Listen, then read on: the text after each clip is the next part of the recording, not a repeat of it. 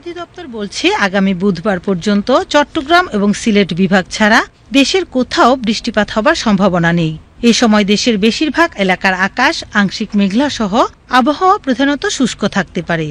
মে মাসে যেহেতু একটা উচ্চ তাপমাত্রার রেকর্ড রয়েছে এবং মে মাস যেহেতু উষ্ণতম মাস, সেই কারণে ৭ তারিখের পর আবার তাপমাত্রা একটু একটু করে বৃদ্ধি পাবে। আপাতত যে বৈশিষ্ট্য বলি সেই অনুযায়ী আমরা আশা করি যে মে মাসেও এইরকম তাপপ্রবাহ অব্যাহত থাকতে পারে। আবহাওয়া অধিদপ্তর আরও জানিয়েছে আগামী ২ মের পর থেকে ঢাকা সহ দেশের বেশিরভাগ জেলার উপর দিয়ে বজ্রসহ মাঝারি থেকে ভারী বৃষ্টিপাতের পাশাপাশি কোথাও কোথাও শিলাবৃষ্টি হবার সম্ভাবনা রয়েছে। ফলে এ সময় তাপমাত্রা অনেকটাই কমে যাবে।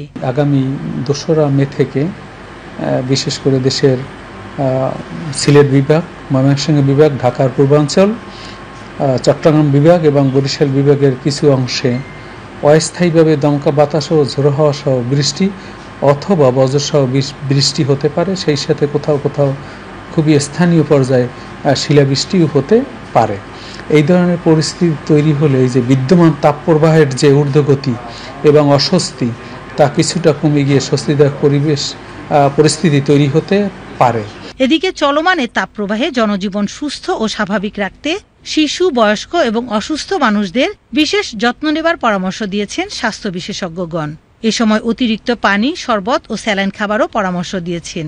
এছাড়া বাইরে বের হবার সময় হালকা ও পাতলা কাপড় পরিধানের পাশাপাশি ছাতা ও ক্যাপ ব্যবহার করা এবং যতটা সম্ভব ছায়াযুক্ত স্থান দিয়ে চলাচলের পরামর্শ স্বাস্থ্য বিশেষজ্ঞদের। মীনাক্ষী চৌধুরী, বাংলাদেশ টেলিভিশন, ঢাকা।